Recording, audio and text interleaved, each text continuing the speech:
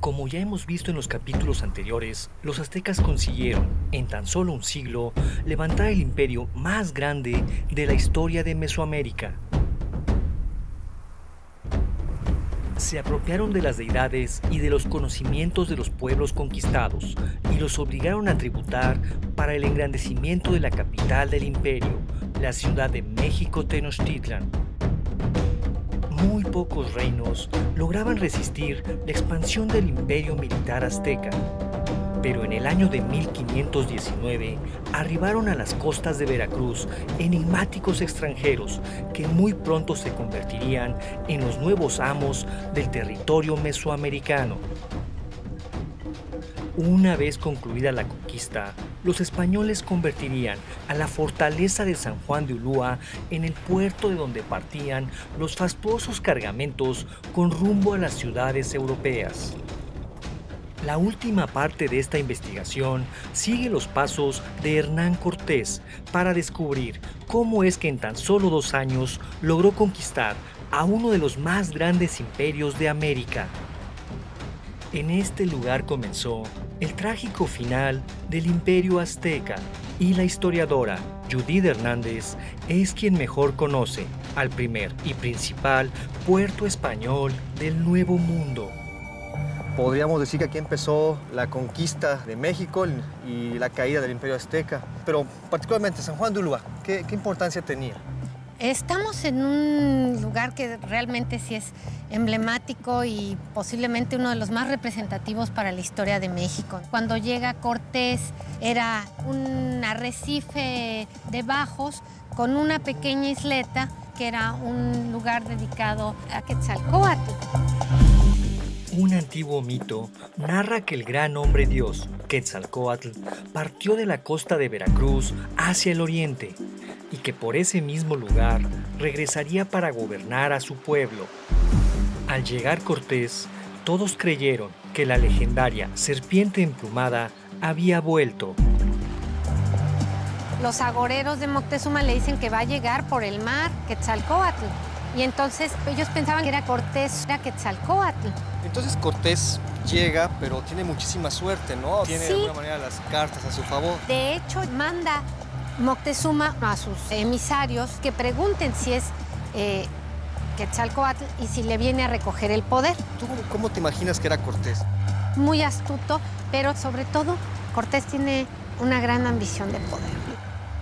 Cuando Moctezuma le manda a decir con sus emisarios a Cortés si es Quetzalcóatl, Cortés lo aprovecha perfectamente. Eso le permite tener un puerto donde asegurar sus naves, pero sobre todo tener el canal para llegar a la Ciudad de México. Cortés descubrió un nuevo mundo y comprendió rápidamente que tenía una oportunidad única de apoderarse de él. Según la leyenda, tras haber desembarcado, el capitán español ordenó quemar las naves para evitar que los soldados regresaran al viejo continente. La arqueóloga subacuática Laura Carrillo explora las costas de Veracruz en busca de los restos de las primeras flotas españolas. ¿Qué tipo de embarcaciones eran las que en los momentos de la conquista llegaban aquí? Pues llegaban distintos tipos, ¿no? Desde galeones, desde urcas, unos que se llamaban navíos, ¿no? Paquebots, o sea, venían distintos tipos de embarcaciones que conformaban una flota. En tu trabajo como arqueóloga subacuática, ¿qué es lo que has encontrado? Sobre todo artillería y anclas, ¿no? Y esas se encuentran en el área de los arrecifes, porque bueno, las mismas corrientes te van llevando estos materiales para allá. Aquí en los arrecifes de Veracruz puedes encontrar materiales que van desde el siglo XVI hasta el siglo XX. ¿Podemos bucear a ver si encontramos algo? ¿Vamos? El lecho marino de Veracruz aún atesora los restos de los innumerables naufragios sufridos por los primeros españoles que se aventuraron a explorar el Nuevo Mundo.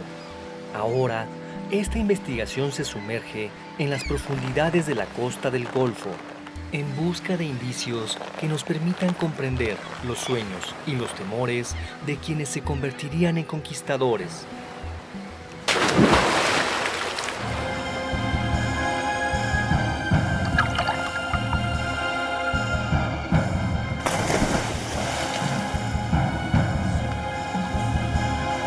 La historia de Veracruz pues, es muy rica.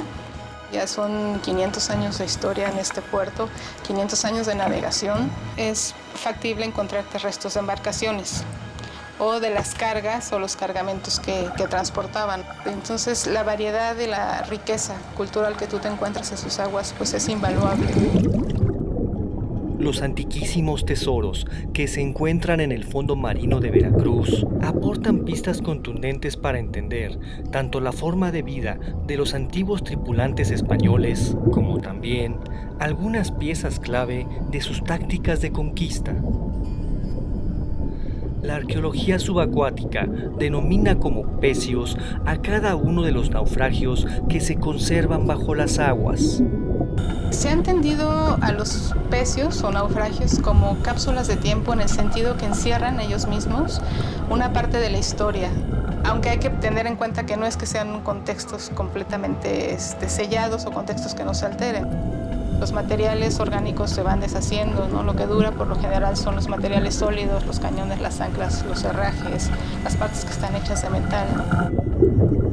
Efectivamente, los objetos mejor conservados de los encontrados en las profundidades de la bahía de Veracruz forman parte de una de las ventajas más importantes que tenían los españoles con respecto a los aztecas: el manejo del metal y las armas de fuego. Pero ¿realmente habrán sido las armas de fuego el factor decisivo en la derrota de los aztecas? ¿Qué tan cruciales fueron las tácticas y las alianzas implementadas por Hernán Cortés para llevar a cabo la conquista? En relación con las embarcaciones de Cortés, corren varias versiones. Hay personas que opinan que sí, que las hundió. Hay personas que dicen que las dejó varadas en las costas. Pero antes de haber dado al trasto, quemado o hundido las naves, les quitaron todo lo útil. Se puede suponer que dejaron la estructura casi pelona. Más allá de la verdadera suerte que hayan corrido las naves con las que Hernán Cortés alcanzó el suelo americano por vez primera, la leyenda nos permite imaginar al capitán español como un hombre dispuesto a todo por alcanzar la gloria. Sin sus navíos, los soldados no podían dar marcha atrás, solamente podían vencer o morir. La primera parada en la ruta del conquistador fue la capital del reino totonaca, la ciudad de Zempoala. Allí, Cortés descubrió que este pueblo, al igual que muchos otros, llevaban décadas pagando tributo a los aztecas. De manera muy hábil, Cortés ofreció liberarlos del yugo azteca a cambio de que abrazaran a la nueva religión y juraran lealtad a la corona de España. Los totonacas aceptaron el trato, pero no solo eso, aportaron 1,300 hombres al ejército español que no llegaba a los 600 soldados. El nuevo ejército marchó hacia el reino de Tlaxcala, quienes una vez vencidos se aliaron también con los españoles. El siguiente paso acercó a los conquistadores a tan solo 100 kilómetros de distancia de la capital azteca, a la ciudad sagrada de Cholula, un legendario enclave religioso de adoradores de la serpiente emplumada. En un principio, españoles y totonacas fueron bien recibidos, pero los rumores de una inminente emboscada perpetrada por los aztecas lo llevó a cometer una de las más grandes masacres de la historia de la conquista. El arqueólogo militar Marcos Cervera nos narra los hechos de la masacre de Cholula. ¿Qué importancia tuvo este lugar en la ruta de Hernán Cortés rumbo a Tenochtitlan? Pues mira, básicamente este lugar, no solamente para Cortés, sino en general, fue un sitio muy importante en la historia mesoamericana. Aquí realmente tendrías como dios patrono a Ejecatl-Quetzalcóatl, y es exactamente por debajo de este edificio, de este templo franciscano, donde debe de estar esta estructura de Quetzalcóatl. Es ahí donde se lleva a cabo la famosa matanza de Cholula.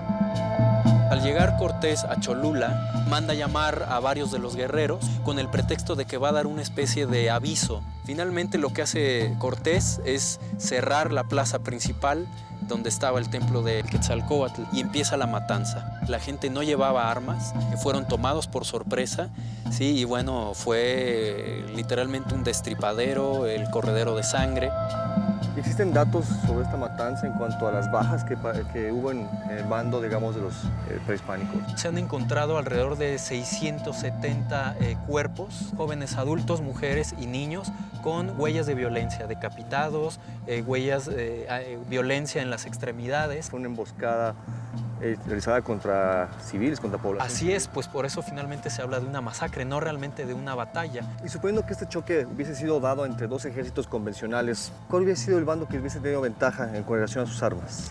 Pues yo creo que lo ideal para ello, como siempre, será recurrir a la arqueología experimental. Entonces, pues te invito a que hagamos algunas pruebas. Según algunas estimaciones, para estos momentos, el ejército de Cortés contaba con entre 10.000 y 20.000 hombres, 550 soldados, 16 caballos, 10 cañones de bronce, 4 falconetes y 13 arcabuces. Pero las milicias aztecas, incluyendo a sus aliados, se cuentan en aproximadamente 100.000 hombres. ¿Qué fue lo que selló el fatídico destino del Imperio Azteca? ¿Fueron acaso las modernas armas españolas la pieza clave que posibilitó la conquista? Esto lo descubriremos a continuación. Aquí tienes una de las armas, en cierto sentido, protagonista de la conquista. Es un arcabuz. Lo que busca es devastar rápidamente al oponente, pero estaba en proceso de experimentación. Sacas esto de aquí, ¿sí? Tengo. Sí, y con mucho cuidado metes la pólvora. Posteriormente puedes agregar un par de postas, ¿sí? Como esta. Cuidado. Sí, a tope.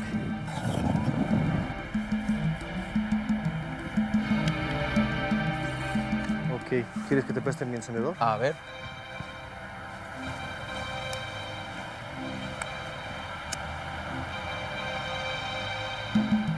Bien, pues vamos a tirar ahora sobre el chimali, ¿no? Que es el escudo. Así es. Muy bien.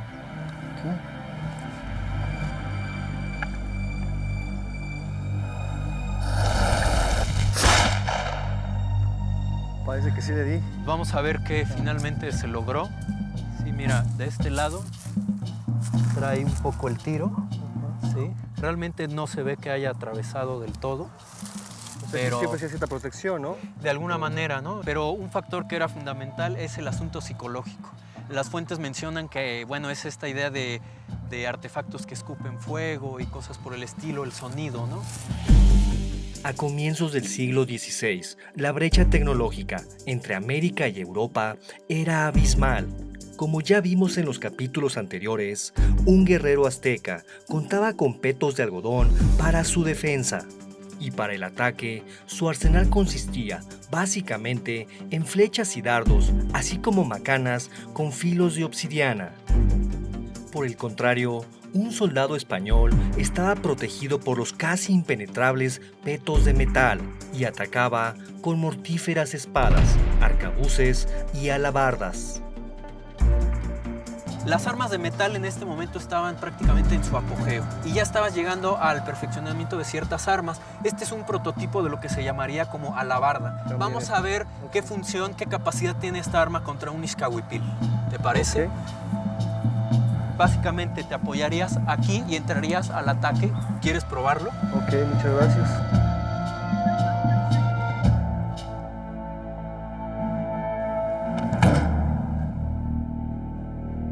No, sí, aquí sí traspasa. Si te fijas, evidentemente, ¿ves el tipo de herida que causa? Obviamente el peto de algodón no es suficiente para armas de estas características. La mayor ventaja tecnológica del arsenal español frente al azteca eran las armas de fuego. La expedición de Cortés estaba equipada con 10 cañones, 4 falconetes y 13 arcabuces, pero su efectividad durante los combates realmente era muy baja. Los guerreros aztecas implementaron avances en zig-zag para neutralizar las lentas descargas de las armas de fuego. Finalmente, el arma que hizo la gran diferencia fue la espada. Básicamente la espada tiene varios puntos a favor en contra de todas las demás armas. La primera es que es de fácil manejo, es decir, cualquiera puede agarrar una espada y atravesar o cortar. Lo que comprende un arma de este tipo es la hoja. Esto se le llama guarda, esto que estás viendo aquí. Esto tiene la funcionalidad de la guarda es precisamente que todo el proceso de combate no te hiera en la mano. Ahora vamos a ver la contraparte indígena, en este caso el macuahuitl, que es el arma que tienes aquí. ¿Ves? Si hacemos la comparación, ¿no? Nos preguntaríamos qué pasaría entre una espada española y un macuahuitl. Entonces, si quieres, hacemos un choque para ver las capacidades, ¿no? Ok. Pero primero medimos la distancia. La distancia, más o menos por ahí. Sí. Vamos. Y vamos al... Tú me dices. Sí, listo, sale, go. Si te fijas, enseguida se fracturó. Sí, pues evidentemente la La espada... espada la lleva de gane, ¿no? Así es, por la tecnología que se tiene, ¿no? Sí, porque esta que aguantará unos cuantos golpes y nada más. Y nada más. Y la espada sin problema continúa. Así es. No fue el factor base, el decir que porque tenían mejores armas fue por lo que se logró la conquista. Fueron muchos otros factores, entre ellos el asunto psicológico, ¿no? Pensar si eran o no dioses y obviamente el gran apoyo del ejército indígena, ¿no? Antes de la llegada de los españoles, los sacerdotes del emperador azteca Moctezuma II identificaron 8 presagios funestos. El primero de ellos fue un cometa que surcó los cielos de la ciudad de Tenochtitlan. El hábil capitán español también tomó ventaja de esta situación. Luego de la masacre de Cholula, Hernán Cortés inició la marcha sobre la capital azteca y los intentos del emperador Moctezuma por detenerlo fueron en vano. Finalmente, el 8 de noviembre de 1519, el ejército de Cortés ingresó a Tenochtitlan y el capitán español se reunió con el emperador azteca. Sugestivamente, según el calendario mesoamericano, ese era el día de Quetzalcóatl. Moctezuma II decidió hospedar a los misteriosos extranjeros en el palacio de su padre Axayácatl. El escritor Héctor de Mauleón estudió los pormenores de esa fatídica estancia. ¿Qué fue exactamente lo que sucedió aquí? Bueno, estamos en una esquina de la ciudad que sí, efectivamente resultó crucial. Atrás de nosotros se encuentra el lugar en donde Cortés y su séquito fueron alojados por Moctezuma. El propio Cortés le escribe una carta al rey diciéndole que lo que vio en ese cuarto era todo lo que debajo del cielo hay. Una versión señala que era el tesoro del padre de Moctezuma y es precisamente la esquina por donde los españoles van a iniciar la huida que se conoce como la Noche Triste. Los españoles mantienen cautivo dentro de su propio palacio al emperador Moctezuma II. Y para amedrentar a los aztecas, llevan a cabo la masacre del Templo Mayor. Entonces la rebelión estalla.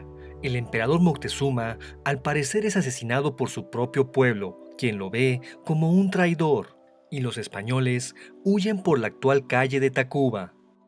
El ejército invasor se retira en 3 columnas y van cargados de armas y tesoros. Pero a pesar de las precauciones, son descubiertos y atacados por decenas de canoas aztecas. Los aztecas los rodean de inmediato por las calzadas en sus canoas y comienzan a lanzar sobre ellos una lluvia verdaderamente pavorosa de piedras y de flechas. Pero el momento más trágico ocurre en el segundo puente extramuros de la ciudad, que era conocido como el Puente de los Toltecas, donde hoy se alza la iglesia de San Hipólito. Es probable que haya sido en este sitio donde ocurre la masacre mayor. Caen cañones, caen personas, caen las riquezas. Los que vienen atrás tienen que pasar encima de los muertos. Lo que era ese gran ejército conquistador, el ejército de Cortés, en este punto ya se ha convertido en una desbandada de hombres que huían por su vida. Hay una versión que dice que murieron 1200, otra versión que dice que 600. Es tal el shock que sufren los españoles en este punto, en este sitio, en este puente, que tiempo después, ya que han ganado la ciudad, que la han conquistado, eligen este sitio precisamente para construir un templo dedicado a conmemorar el triunfo de la ciudad. El 30 de junio de 1520, el pueblo azteca se levantó contra los españoles hasta casi exterminarlos. Gran parte del ejército español fue eliminado durante esa jornada y los sueños conquistadores de Cortés parecían terminar. Bueno, pues ya estamos en el Árbol de la Noche Triste. Es el sitio que señalado emblemáticamente, donde la leyenda dice que Cortés se sentó a llorar la derrota y ve a los sobrevivientes, hace una serie de preguntas. La primera es si el constructor de los barcos, el naviero de apellido López, había sobrevivido o había muerto durante la huida. Cuando le dicen que había sobrevivido, Cortés responde: entonces no hemos perdido nada. Eso quiere decir que ya estaba pensando en sacar con vida a los pocos hombres que habían quedado, llevárselos de aquí para reagruparlos con sus aliados tlaxcaltecas y para empezar de inmediato a pensar en lo que iba a ocurrir un año más adelante, en 1521, que es cuando se hace la gran avanzada y tomar definitivamente México-Tenochtitlan. Malherido y con gran parte de su ejército diezmado, el capitán español retrocedió hasta el reino de sus aliados tlaxcaltecas. En este sitio, Hernán Cortés desarrolló su nuevo plan de ataque: asediar a la gran ciudad de México Tenochtitlan desde el agua. A 300 kilómetros de distancia de la ciudad de Tlaxcala, en el lago de Pátzcuaro, aún se utilizan embarcaciones semejantes a las que construyó Cortés para atacar a la ciudad capital de los aztecas. Y aquí, en este bello lugar que es el lago de Pátzcuaro, investigaremos si las armas de fuego jugaron un papel especial en la batalla naval que determinó la conquista española. En algunos círculos de estudiosos de la historia de México, particularmente de la época en que fuimos conocidos como la Nueva España, suele utilizarse con cierta frecuencia un aforismo. Este se menciona en voz baja, pues ofende a más de una persona. En resumen, esta frase dice lo siguiente: la conquista de México fue realizada por los indígenas y la independencia por los españoles. De primera instancia, es necesario mencionar que se trata de una afirmación muy simplista. Sin embargo, en lo que se refiere a la conquista, debemos aceptar que guarda algo de verdad. Recordemos que Hernán Cortés llegó a las costas de lo que hoy es México prácticamente como un ambicioso rebelde aventurero, escapando de las órdenes de Diego Velázquez, el gobernador de Cuba. Tampoco olvidemos que Cortés llegó con menos de 600 hombres, 16 caballos, 13 arcabuces, 10 cañones y 4 falconetes.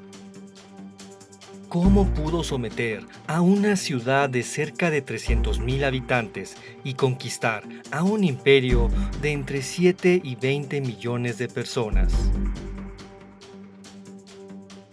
La respuesta es muy sencilla: aprovechando las oportunidades y creando alianzas con los pueblos sometidos que veían a los aztecas como sus enemigos opresores. Así, después del episodio conocido como la Noche Triste, en donde los conquistadores españoles casi son derrotados por los aztecas, Hernán Cortés y lo que aún quedaba de sus hombres se refugiaron con sus aliados tlaxcaltecas.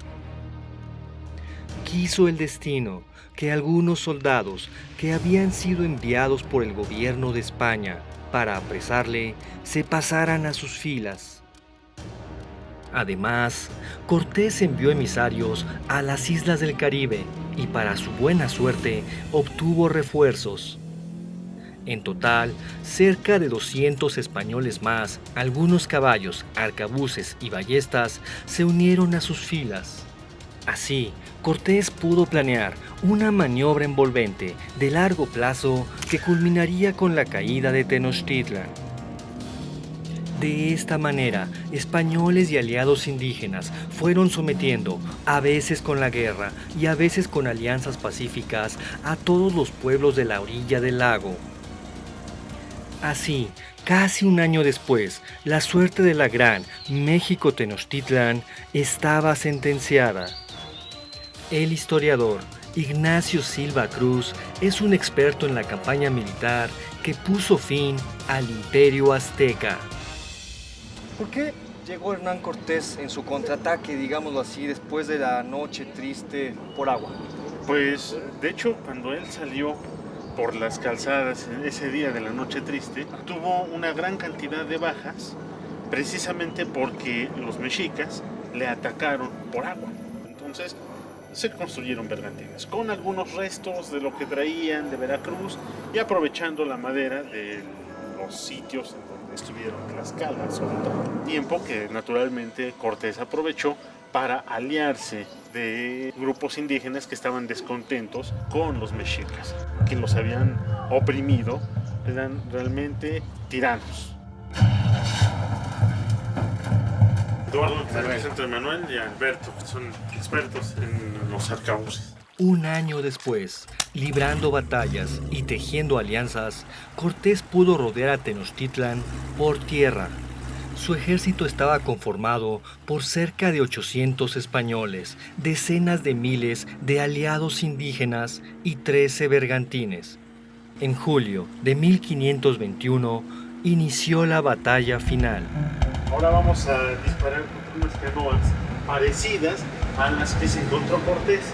Pues bueno, también para demostrar cómo estos arcabuces pudieron haber funcionado en el agua y ver si de veras la tecnología militar de los españoles tuvo mucho que ver en la conquista de América.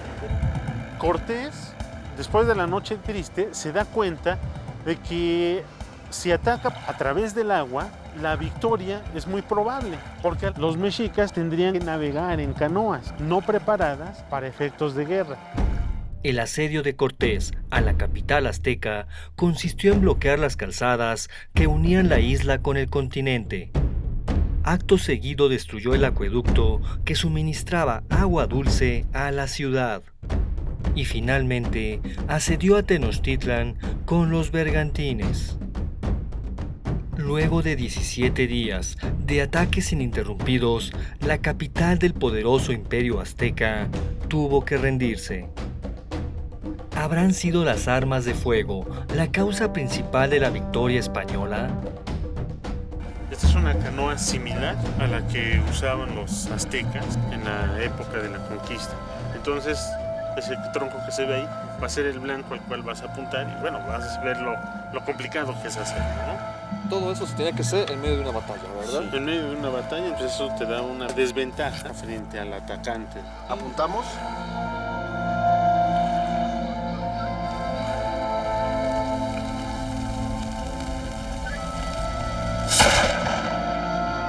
Pero no le di. Muy difícil.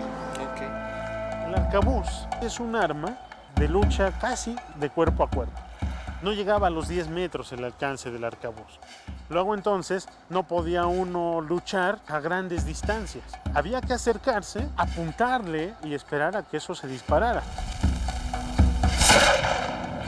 Tampoco le di, ¿verdad? No. Con esto podemos demostrar que no fue decisiva el fuego en la conquista de México. Lo que fue decisivo fue la participación de indígenas.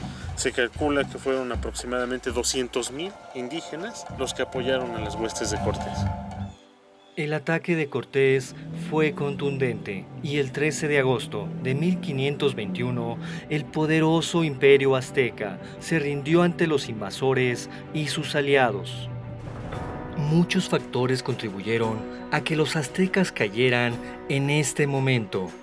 Sin embargo, no debemos olvidar que estamos hablando de los primeros años del Renacimiento europeo y del inicio de la era de los grandes viajes de exploración. En este contexto, la llegada de extranjeros a lo que hoy es México era algo inevitable, como también lo era el arribo de nuevas enfermedades. Desde la entrada española a Tenochtitlan se desató una epidemia de viruela que en tan solo un año acabó con decenas de miles de vidas indígenas. Me encuentro de nuevo en la Ciudad de México, en el Instituto de Diagnóstico y Referencia Epidemiológicos. Vine a este lugar para conocer un poco más sobre las terribles epidemias que arrasaron con la población nativa de Mesoamérica, hecho que marcó el punto final en la caída del Imperio Azteca. Pasa, Eduardo. Muchas gracias. Este es el laboratorio nivel 2. Te presenta la maestra Rita Flores. ¿Qué me puedes platicar de la viruela? Yo tengo entendido que esta fue una enfermedad que vino de Europa, que la trajeron los conquistadores aquí a tierras americanas. Es muy probable que justamente este virus haya venido más que de Europa, de alguno de los esclavos africanos que venían con ellos. Lo bajaron en tierras mexicanas y de ahí comenzó a esparcirse la enfermedad. ¿Pero por qué razón los europeos no murieron? Porque los españoles ya tenían inmunidad para ello. La población en América era una población virgen, que no había estado en contacto con esos microorganismos. Entonces no generas anticuerpos, por eso fue tan devastador y tan mortal la epidemia. Algunos estudios sugieren que en el año de 1519, al arribo de los españoles, habitaban en Mesoamérica 25 millones de personas, pero en 10 años se redujo a 17 millones y en 40 años a 3 millones. En los albores del siglo XVII solo había 1,5 millones de habitantes. Así, en tan solo 100 años, la viruela exterminó a la mayor parte de la población indígena. La viruela hoy está erradicada desde hace varios años, no solamente de América, sino del mundo. Pero necesitamos tener las cepas de referencia por alguna posible liberación intencionada por bioterrorismo que pueden producir alta mortalidad y devastar poblaciones enteras. Los laboratorios de bioseguridad guardan cepas de los agentes patógenos más letales del planeta Tierra. El alto riesgo de contagio en esta microatmósfera exige de estrictas normas de seguridad, trajes de máximo aislamiento y máscaras respiratorias de última generación. ¿Qué pasaría si hoy en día fuéramos víctimas de un ataque bioterrorista? Nosotros tendríamos que tener las cepas de referencia y la metodología montada para poderlo detectar. Cualquier microorganismo, virus o bacteria podría usarse en bioterrorismo, pero hay algunas que son más fáciles de cultivar y hay unas que son muy fáciles de diseminar. Por ejemplo, el virus de la viruela es muy peligroso porque se transmite por todo lo que tocas. Lo que sucedió con los españoles podría suceder ahorita porque si alguien libera intencionalmente el virus de la viruela, la población está desprotegida, no tiene anticuerpos porque la vacuna ya se quitó hace varios años. Podría ser igual o peor que liberar esporas de antrax. Las nuevas enfermedades debilitaron a la población indígena. Así, tras 17 días de batalla, la ciudad de México Tenochtitlan estaba casi devastada. El nuevo emperador, Cuauhtémoc, fue hecho prisionero y se le mantuvo con vida durante 3 años, tiempo tras el cual fue asesinado por temor a una revuelta. Sobre los templos de la antigua religión se construyeron iglesias y la prodigiosa capital azteca se convirtió en la capital de la Nueva España. Hoy, en la Ciudad de México, conviven los vestigios de esos dos mundos. Entre los cimientos de lo que hoy es el Museo Nacional de las Culturas, se localizaron los restos del palacio en donde quizás Moctezuma II, a pesar de los funestos presagios, decidió permitir la primera entrada de Cortés a la Ciudad de México Tenochtitlan. Casi 500 años después de la muerte del emperador Moctezuma, sus descendientes directos aún tienen mucho que contar.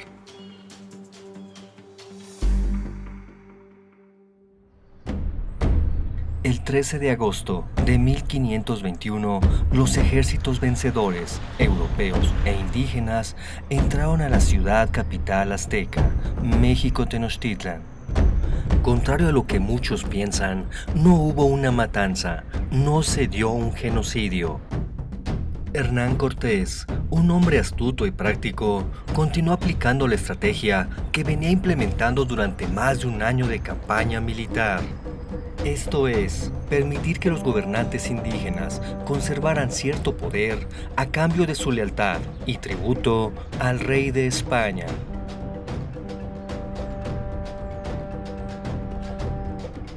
De esta manera, varios descendientes del emperador azteca, Moctezuma, emigraron a Europa en el siglo XVI para formar parte de la corte española. Y en pleno siglo XXI, sus descendientes siguen siendo nobles y beneficiarios de la corona de España. Pero otros más permanecieron fieles en México y aún en nuestros días luchan por conservar las raíces y tradiciones de nuestra gran herencia indígena.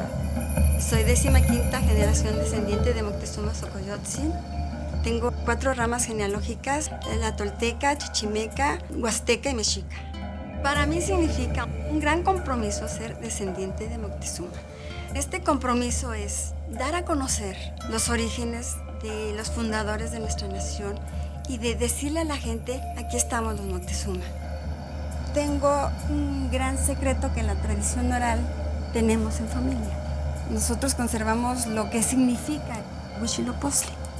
Yo quiero que esto, que es nuestro origen, llegue a todos y cada uno de los mexicanos donde quiera que se encuentren. Huitzilopochtli fue la deidad tutelar de los aztecas. En el códice llamado La Tira de la Peregrinación, lo vemos representado y también siendo portado por los 4 Teomama, los portadores de dioses, que lo llevan a cuestas como un bulto sagrado, llamado el Tlaquimiloyi. ¿Pero qué contiene el enigmático bulto que conserva la familia Moctezuma? Para mí es un gran tesoro, es un gran compromiso y una gran responsabilidad. Este bulto, como comúnmente se le llama, es Huitzilopochtli, nuestro guía. Es mi tradición oral, es el espíritu, es la identidad del pueblo de México. Huitzilopochtli fue el dios tribal que designó a los aztecas como su pueblo elegido, y fue también quien, de acuerdo al mito, los guió en un peregrinaje de 200 años hasta la tierra prometida, ubicada en medio de un lago en donde fundarían su ciudad y desde la cual construirían un imperio. Pido permiso a los guardianes para poder mostrar esto. 1000 años de que este objeto nos acompaña. Acompañados y protegidos por el dios Huitzilopochtli, los aztecas partieron de Aztlán. Su fascinante historia, en sus inicios como una humilde tribu nómada y posteriormente como un gran imperio, la hemos conocido a través de nuestro propio viaje de descubrimiento. Así, sus raíces y su legado, que aún prevalece hasta nuestros días, son el orgullo de nuestra nación. Ahí están las raíces, ahí están los olores, las pieles, la tierra de origen con la que viajaron para que no se olvidaran de dónde habían salido. Son las raíces justamente de un pueblo y de una nación. Así de simple y así de poderoso es Huitzilopochtli. Este es el guía. Es nuestra memoria. Es para que no olvidemos de dónde somos y en dónde estamos. Necesitamos unirnos. Estamos muy desunidos. La invasión nos cortó de tajo. Nos dividió mucho. Pero yo tengo plena confianza en que vamos a lograr salir adelante. Nuestro largo viaje casi ha llegado a su fin. Los descendientes del emperador Moctezuma II nos acaban de revelar la esencia de Huitzilopochtli y la metáfora de nuestra nación. Desde su origen como una pequeña tribu nómada, los aztecas se sorprendieron con la grandiosidad de Teotihuacán y seguramente soñaron con algún día llegar a ser tan poderosos como esta nación. Esta ha sido la odisea del pueblo azteca, y rastreando sus orígenes, exploramos una teoría radical. Viajamos al suroeste de la Unión Americana, al estado de Arizona, corazón de la nación Hopi. Este pueblo nativo americano quizá guarde una pista sobre el origen de los aztecas. This is a very rare symbol that is basically a map that shows you the direction of the clan migrations. To the south you have a snake symbol. ¿Este símbolo podría ser de los aztecas, el que está hacia el sur? Yes, it may be related to that. Es importante recordar que el poblamiento de América fue del norte hacia el sur. De acuerdo con esta teoría, los aztecas pudieron haber sido parte de los Hopis y ser conocidos como la tribu o el clan de la serpiente. y todas las evidencias apuntan a que este clan emigró hacia el sur huyendo de un cataclismo volcánico. This area we had the Rattlesnake clan also living here when it erupted. And so that was assigned to them, and groups like the Snake Clan may have split up. Some went to the south, some went to the east, and others went in different directions.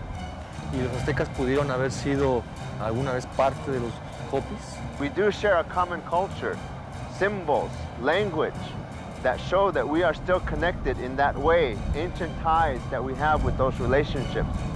De acuerdo con el mito, después de abandonar Aztlán, los aztecas peregrinaron durante 200 años hasta encontrar su tierra prometida. En ella edificaron México Tenochtitlan, su ciudad capital. Y en lo que hoy es la Ciudad de México, encontramos un fascinante sincretismo religioso. De esta manera, nuestra gran nación, mayoritariamente mestiza, originaria de dos culturas, venera símbolos católicos, pero utilizando elementos prehispánicos.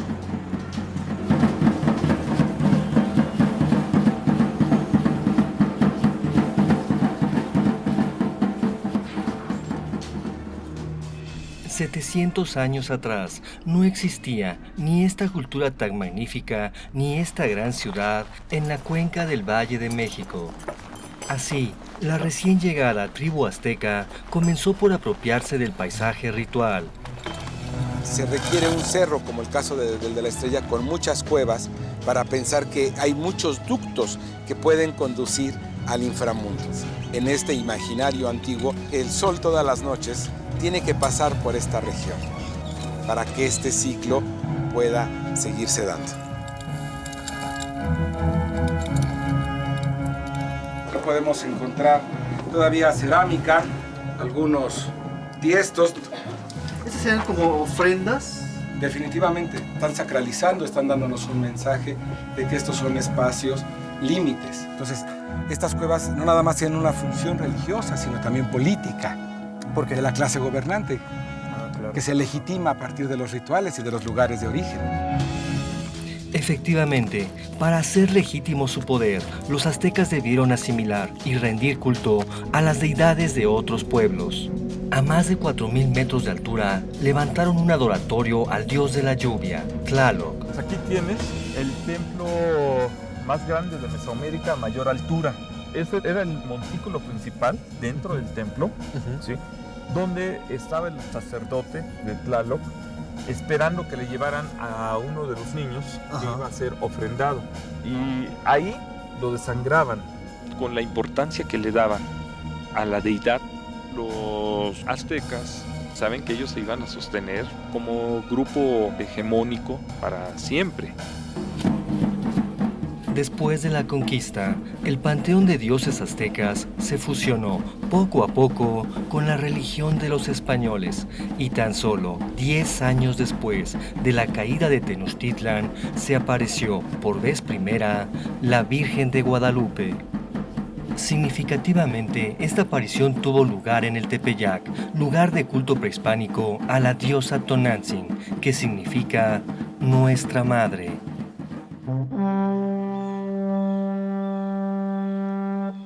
Curiosamente, la historia parece repetirse.